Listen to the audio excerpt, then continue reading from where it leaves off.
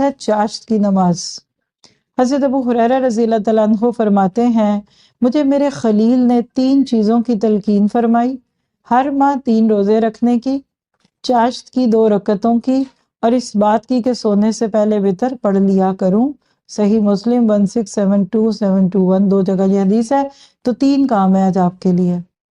آج آپ دیکھیے کہ لوگ مہینے کے 3 روزے یعنی ایام 20 کے 13 14 15 وہ آسانی ہے، ورنہ بعض کہتے ہیں کہ پورے مہینے میں کبھی بھی 3 روزے رکھ لیجئے۔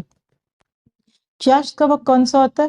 جب سورج کھل جاتا ہے 9-10 بجے، یعنی بہت دھوپ بھی نہیں اور بالکل ملگجا بھی نہیں ہے، تو 2 کر کے 4 رکعت پڑھیے۔ جسم کے جوڑوں کا صدقہ ہے، اللہ آپ کو مجھے سب کو توفیق دے۔ یعنی یہ جو نی ریپلیسمنٹ ہوتی ہے اور جوائنٹس کے پینز ہیں اس کا یہ علاج ہے۔ اور سونے سے پہلے وتر پڑھ لیا کروں، کیونکہ نہیں پتا کہ صبح اٹھیں گے کہ نہیں اٹھیں گے۔ اللہ تعالیٰ عمل کی توفیق دے۔ جزاک